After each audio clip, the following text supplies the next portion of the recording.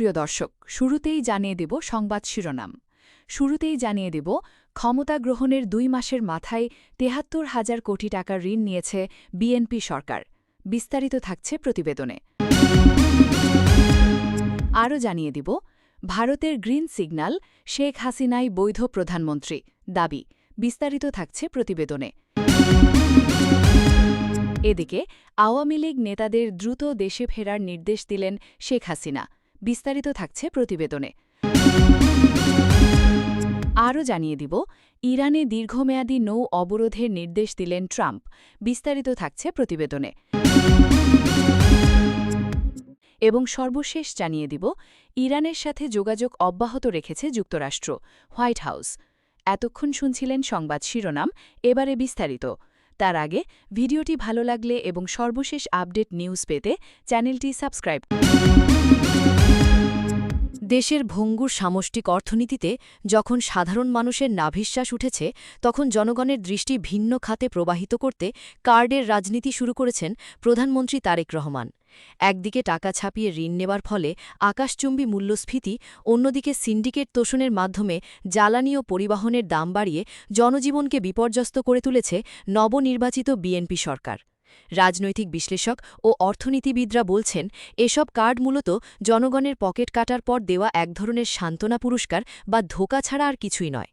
Policy research ইনস্টিটিউটের সাম্প্রতিক তথ্যানুযায়ী গত মার্চ মাসেই সরকার কেন্দ্রীয় ব্যাংক থেকে প্রায় ২০,০০০ কোটি টাকা নতুন করে ছাপিয়ে ঋণ নিয়েছে। এই হাই পাওয়ার্ড মানি সরাসরি বাজারে মূল্যস্ফীতি উস্কে দিচ্ছে। ড আশিকুর রহমানের মতে, রাজস্ব আহরণে ব্যর্থ হয়ে সরকার এখন কেন্দ্রীয় ব্যাংকের ওপর সম্পূর্ণ নির্ভরশীল। এর ফলে একদিকে যেমন দেশীয় মুদ্রার মান কমছে, অন্যদিকে সাধারণ মানুষের ক্রয় ক্ষমতা তলানিতে গিয়ে ঠেকছে। নির্বাচিত হয়ে ক্ষমতায় আসার পরপরই ইরান যুদ্ধ ও আন্তর্জাতিক বাজারের দোহাই দিয়ে ধাপে ধাপে বাড়ানো হয়েছে জ্বালানি তেল ও এলপিজির দাম। জ্বালানি তেল, ডিজেল ১১৫ টাকা, অকটেন ১৪০ টাকা এবং পেট্রোল ১৩৫ টাকায় ঠেকেছে। এলপিজি গ্যাস, ১২ কেজির সিলিন্ডারের দাম এক মাসেই ৫৯৯ টাকা বাড়িয়ে ১,৯৪০ টাকা করা হয়েছে। পরিবহন ভাড়া, তেলের দাম বৃদ্ধির ২৪ ঘণ্টার মধ্যেই বাস ভাড়া প্রতি কিলোমিটারে ১১ পয়সা বাড়ানো হয়েছে। রাজধানীর পেট্রোল পাম্পগুলোতে তেলের জন্য মাইলের পর মাইল দীর্ঘ লাইন দেখা যাচ্ছে। অথচ বিশ্লেষকরা বলছেন, বাংলাদেশ পেট্রোল ও অকটেনে আগে থেকেই স্বয়ংসম্পূর্ণ ছিল। এই কৃত্রিম সংকট তৈরি করে আইএমএফ বা বিশ্বব্যাংক থেকে $২ বিলিয়ন ঋণ নেওয়ার যে তোড়জোড় চলছে, তাকে সমালোচকরা বিএনপির লুটপাটের নতুন প্রজেক্ট বা ভিক্ষার থালা হিসেবে অভিহিত করেছেন।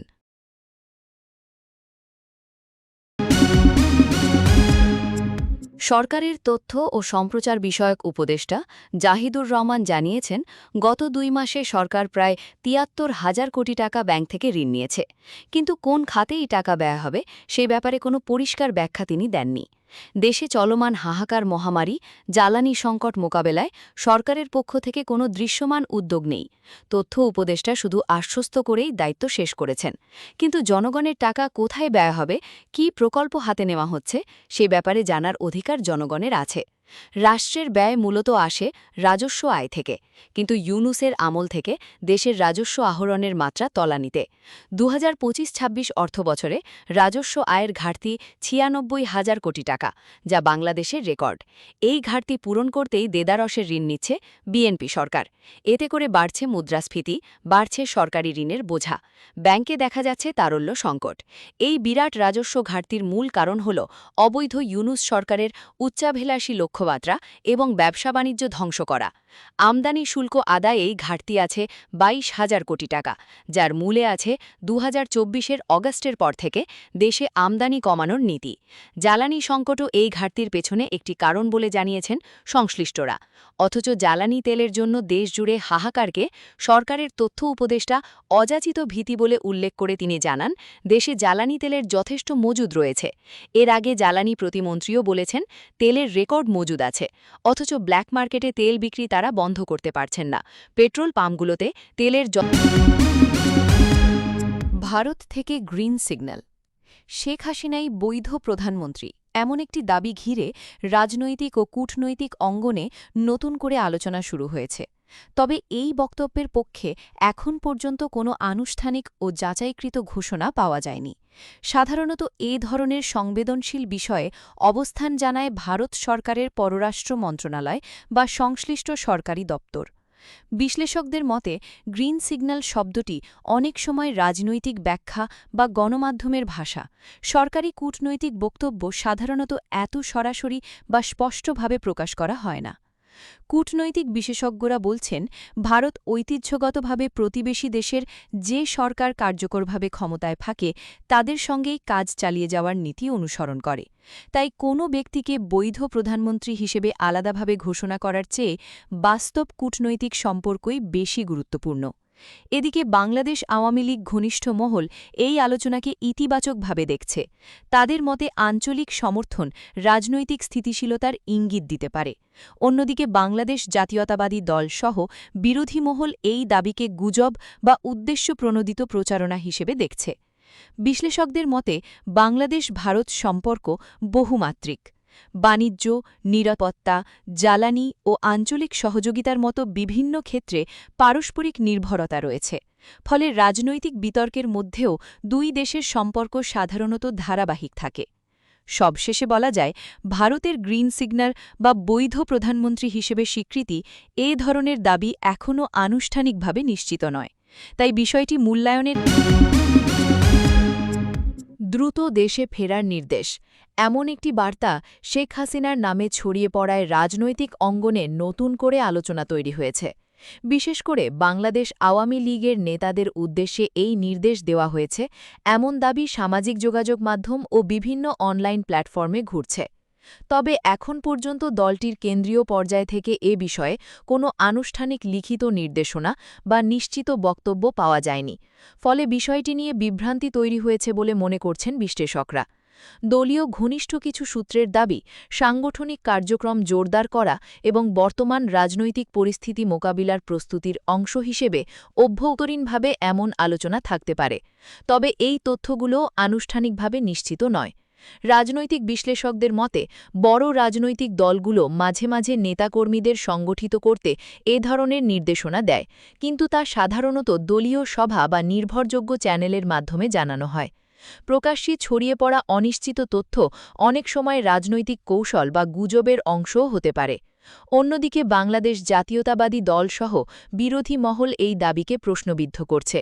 তাদের মতে যাচাই ছাড়া এমন তথ্য ছড়িয়ে রাজনৈতিক পরিবেশকে প্রভাবিত করার চেষ্টা হতে পারে। সাধারণ মানুষের মধ্যেও এ নিয়ে কৌতূহল দেখা গেছে। কেউ মনে করছেন এটি সংগঠনকে সক্রিয় করার বার্তা, আবার কেউ এটিকে নিছক গুজব হিসেবেই দেখছেন। সবশেষে বলা যায়, শেখ হাসিনার নামে প্রচারিত দ্রুত দেশে ফেরার নির্দেশ এখনও নির্ভরযোগ্যভাবে নিশ্চিত হয়নি। তাই আনুষ্ঠানিক ঘোষণা বা বিশ্বস্ত সূত্র ছাড়া এ ধরনের তথ্যকে সত্য হিসেবে গ্রহণ না করার পরামর্শ দিচ্ছেন সংশ্লিষ্টরা।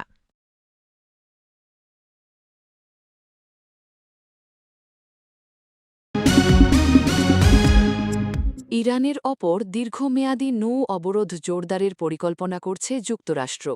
মার্কিন প্রেসিডেন্ট ডোনাল্ড ট্রাম্প তার উপদেষ্টাদের এ বিষয়ে একটি পূর্ণাঙ্গ কৌশল তৈরি করতে নির্দেশ দিয়েছেন বলে জানিয়েছে দ্য ওয়াল স্ট্রিট জার্নাল।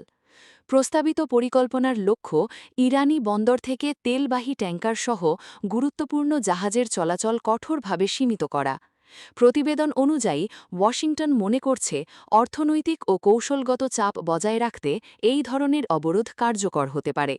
সরাসরি সামরিক হামলার ঝুঁকি এড়িয়ে ইরানকে চাপে রাখার একটি বিকল্প পথ হিসেবেই এই পরিকল্পনা বিবেচনায় রয়েছে। প্রেসিডেন্ট ট্রাম্পের ধারণা, পুনরায় বড় ধরনের বোমা হামলা চালানো বা পুরোপুরি সংঘাত থেকে সরে আসার তুলনায় অবরোধ বজায় রাখা তুলনামূলক নিরাপদ। এতে সরাসরি সংঘাতের ঝুঁকি কমবে, কিন্তু চাপ অব্যাহত থাকবে।